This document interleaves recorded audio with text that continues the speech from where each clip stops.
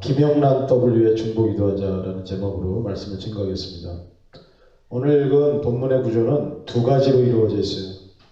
18절에서 24절은 이스라엘이 이러한 죄를 짓고 있다 하는 것이고, 25절에서 30절은 이 죄로 말미암아 아수르 군대에게 털릴 것이다 하는 것입니다. 이스라엘이 저지른 죄가 무엇입니까? 첫 번째가 거짓말이에요. 사기치는 것입니다. 여기에는 종교적으로 사기치는 것도 포함됩니다. 에스겔 22장 28절에 그 선지자들이 그들을 위하여 회를 치라고 스스로 허탄한 이상을 보며 거짓 복수를 행하며 여호와가 말하지 아니하였어도 주 여호와께서 이같이 말씀하였느니라 하였다. 이렇게 거짓 선지자들의 행태를 고발하고 있습니다. 오늘날에도 거짓 선지자들이 있어요. 작년에 홍해선이라는 전도사가 12월에 제2의 한국전쟁이 일어난다고 계속 떠들고 다녔어요. 북한군이 땅굴을 통해 쳐들어오고 아이들을 잡아먹고 또 여성들을 정신대로 삼아버린다고 그렇게 했습니다. 여기에 속은 사람들이 있어요. 재산을 정리해서 외국으로 떠났어요. 그러나 전쟁은 일어나지 않았습니다. 홍해선에게 비난이 쏟아졌어요. 그러나 홍해선은 뻔뻔합니다. 남의 가정사까지 왜 내가 신경 써야 합니까? 그들이 원해서 피난 간 것입니다 하며 자신에게는 죄가 없다고 강변하는 것입니다. 한국에서는 속은 사람들이 멍청이고 속은 사람들이 죄인입니다. 작년 한 해 24만 건의 사기 사건이 발생했습니다. 이 수치는 우상숭배의 나라라고 하는 이 일본보다요 무려 10배가 넘는 그런 숫자예요. 이렇게 사기꾼이 넘쳐나는 이유가 뭐냐? 그만큼 많은 사람들이 일확천금을 꿈꾼다는 것입니다. 빨리 부자가 되고 싶어 합니다. 편법을 써서라도 부자가 되고 싶어요. 이러한 틈을 노리고 사기꾼들이 활개를 친다는 것입니다. 또 하나의 이유는 사기꾼에 대한 처벌이 미약합니다. 아무리 많이 헤쳐먹었어도 5년 이상을 감옥에 있는 사기꾼이 없어요. 다 풀려나요. 그래서 부담이 별로 없어요. 처벌을 강하게 하자고 해도 국회에서 그렇게 법을 안 만듭니다. 왜요? 자신들의 목에 칼을 겨누는 그런 법이기 때문에 그렇습니다. 변호사가 알려주지 않는 31가지의 진실이라는 책이 있어요. 이 책의 주제는 간단해요. 변호사가 사기꾼이라는 거예요. 소송이 들어가면 변호사는 자신의 수익을 극대화시키기 위해서 말도 안 되는 그런 명목을 붙여가지고 이것저것 붙여서 돈을 번다고 합니다. 그 수법 중 일반적인 것만 31가지를 꼽은 것입니다. 그래서 최종적으로 돈을 버는 사람은 재판에 이긴 의뢰인이 아니라 변호사 혼자뿐이라는 거예요. 제가 공감합니다. 제가 몇 년째 가까이서 지금 송사를 지켜보는 게 있잖아요. 정말 변호사만 돈을 벌더라고요. 법을 다루는 사람들이 이렇게 사기꾼들 투성이니까 다른 사기꾼들을 엄격하게 처벌할 수가 없는 것이 바로 사회적 구조라는 거예요. 이스라엘이 주로 저지른 죄 두 번째가 뭐냐? 바로 교만입니다. 21절을 보시면은 스스로 지혜롭다 하고 스스로 명철하다 그렇게 기록되어 있습니다. 오늘날에는 기도가 쇠퇴하는 것이 바로 그 증거예요. 기도는 크게 3가지 목적을 위해서 하는 것입니다. 첫째가 하나님의 뜻을 아는 것이고, 우리 인생길 앞에서는 스스로 갈림길이 나옵니다. 이 길로 가야 할지 저 길로 가야 할지 모릅니다. 하나님의 뜻을 물어봐야 돼요. 그것이 기도입니다. 그런데 이것이 쉬운 일이 아니에요. 고된 과정이 필요합니다. 사도행전 16장에 보면 바울이 선교 방향을 동쪽으로 정해야 될지 서쪽으로 정해야 될지 갈피를 못 잡는 장면이 나와요. 신학자들은 그 기간을 6개월로 봅니다. 그 기간 동안 얼마나 기도했겠어요. 어느 날 꿈에 마게도니아 사람이 나타나서 이리로 건너오라 이렇게 하는 것입니다. 바울은 그제서야 자기가 갈 방향을 알게 된 것입니다.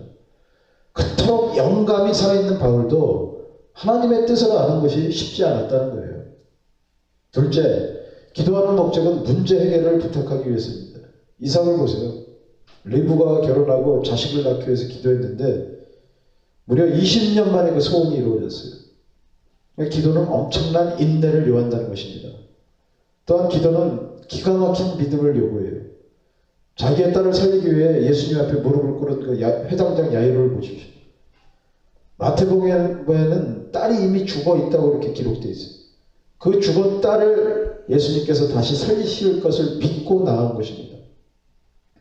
늘 이성과 합리가 작용하는 이 두뇌로는 도저히 엄두를 못 낼 그런 믿음의 행위인 것입니다. 그렇습니다. 문제 해결에는 오랜 인내와 태산이 무너져도 아는 것 없는 그런 견고한 믿음을 가지고 있어야 한다는 것입니다. 그렇기 때문에 기도가 힘들다는 거예요.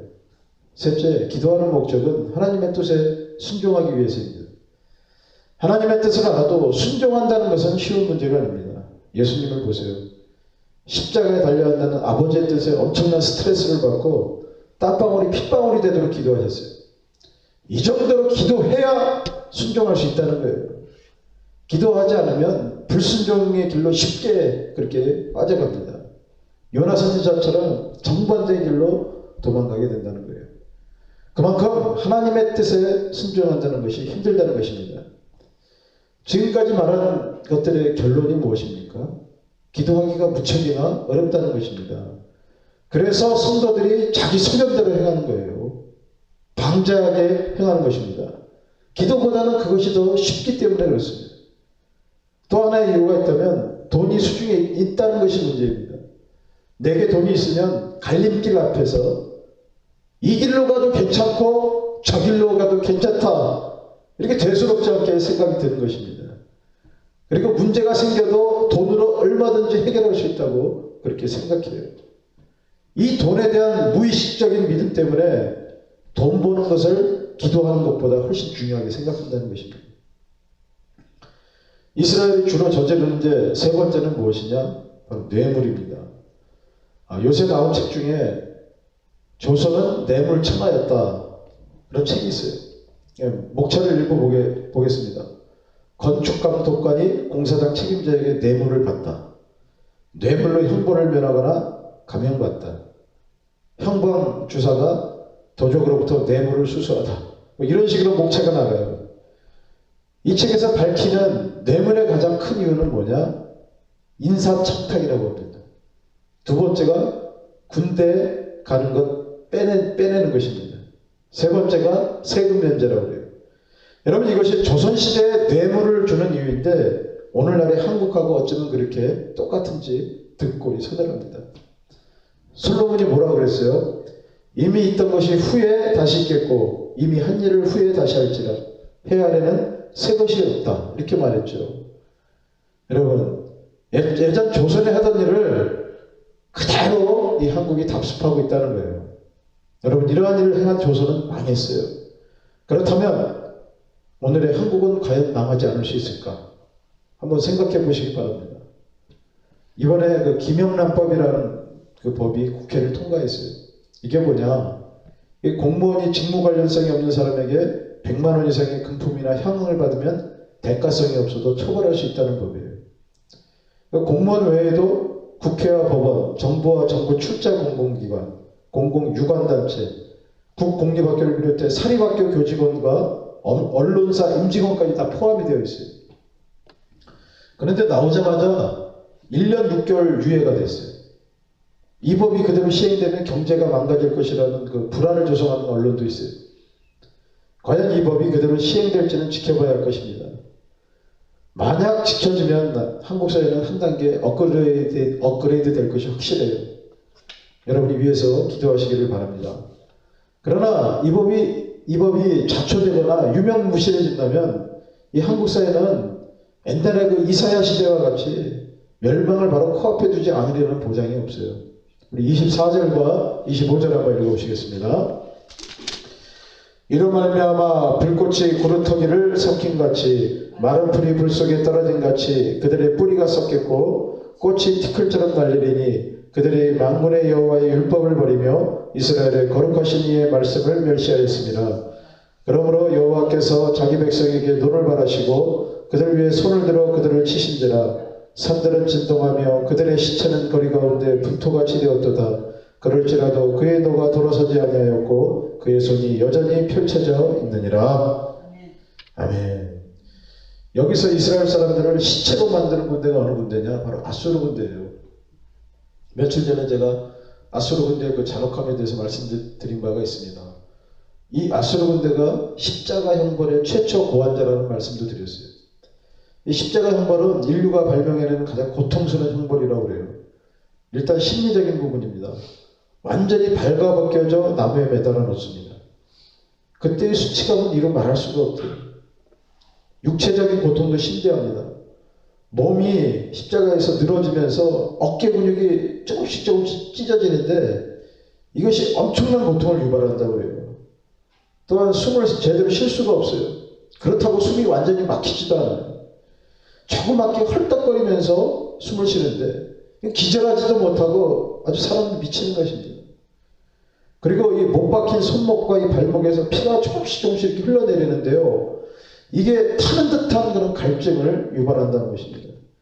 여러분 이렇게 며칠에 걸쳐 서서히 죽어가는 것인데 그 1분의 시간을 온몸으로 다 느끼게 되는데 그 시간이 평생을 산 시간보다도 더 느리게 흐른다는 것입니다. 이것이 바로 십자가 형벌의 끔찍한 고통이에요. 여러분 오늘날의 한국 앞에 이러한 형벌이 기다리고 있다면 어떻게 하겠어요? 죄 지은 자들만 당한 것이 아니라 죄를 짓지 않은 그런 사람들과 그 후손들도 도매금으로 당하게 된다는 거예요. 여러분 그러므로 우리는 필사적으로 기도하며 회개해야 될 줄로 믿습니다. 우리 안에 악을 제거해야 돼요. 원래 세상은 이러한 악을 제거할 능력이 전혀 없어요. 오직 교회만이 희망입니다. 교회에서 말씀을 듣고 성령으로 기도하는 사람들만이 희망이라는 거예요. 하나님이 소돔과 고모라를 유황불로 치고자 하실 때 의인 10명만 있어도 그 뜻을 돌이키시겠다고 이렇게 말씀하셨어요. 교회 안에서 키워지는 인재들, 교회에서 예배드리는 사람들 가운데 진실로 회개하는 자들이 나타나야 된다는 것입니다. 말씀을 듣는 사람들 가운데 사기치지 않는 그런 계획을 중단하는 그런 일들이 있어야 되고요. 자기의 소견대로 행하는 습관을 끊어내고 계속 기도하러 나와야 된다는 거예요. 또 절대로 뇌물을 주거나 받거나 하는 그런 사람이 되지 않아야 된다는 것입니다. 이러한 회개만 제대로 이루어져도 이 교회뿐만 아니라 한국도 다시 살아나는 역사가 나타날 줄로 믿습니다. 오늘 기도할 때 이 나라와 민족을 위해서 중보 기도하시기 바랍니다. 우리의 개인적인 그런 목적을 위해서도 계속 기도하는데 이 나라 민족을 위해서도 계속 기도해야 돼요. 특히 김영란법이라고 아주 좋은 법이 지금 국회가 통과됐는데 이것이 이 땅에 정착이 되고 잘 시행이 돼야 된다는 것입니다. 그것을 위해서 또 기도할 의무가 있습니다. 우리가 기도할 때 이런 법이 잘 시행될 줄로 믿습니다. 우리 기도하겠습니다.